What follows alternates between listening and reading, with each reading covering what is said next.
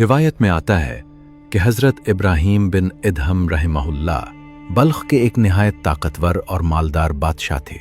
आलीशान महल, बेशुमार खादिम, दौलत, लश्कर और हर वो नेमत उनके पास मौजूद थी जिसका लोग सिर्फ ख्वाब देखते हैं।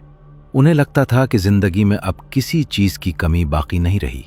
एक रात वो अपने महल में आराम कर रहे थे कि अचानक छत पर किसी के चलने की आवाज आई। पहले तो उन्होंने सोचा शायद वहम हो, मगर चंद लम्हों बाद कदमों की आवाज दोबारा सुनाई दी। वो फौरन उठे और बुलंद आवाज में बोले, कौन है और महल की छत पर क्या कर रहा है? ऊपर से आवाज आई, मैं अपना ऊंट तलाश कर रहा हूं। हजरत इब्राहीम बिन इदहम रहमहुल्लाह हैरान रह गए। उन्होंने गुस्से से कहा, क्या तुम पागल हो? कभी महल की छत पर भी ऊंट मिलता है?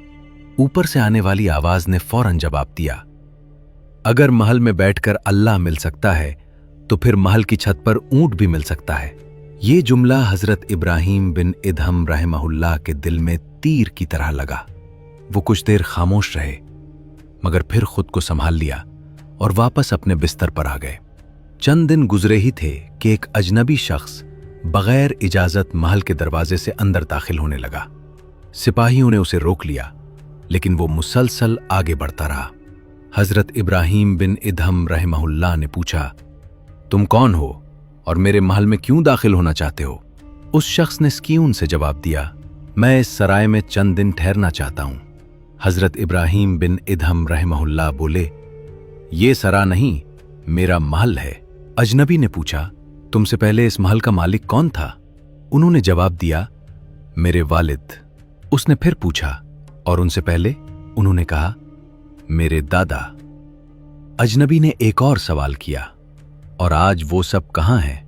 हजरत इब्राहीम बिन इदहम रहमहुल्लाह ने आहिस्ता से कहा, वो सब दोइंग से जा चुके हैं। अजनबी मुस्कुराया और बोला, फिर ऐसी जगह जहां एक आता है, कुछ दिन रहता है और चला जाता है, उसे महल कहते हैं या मुसाफिर खाना?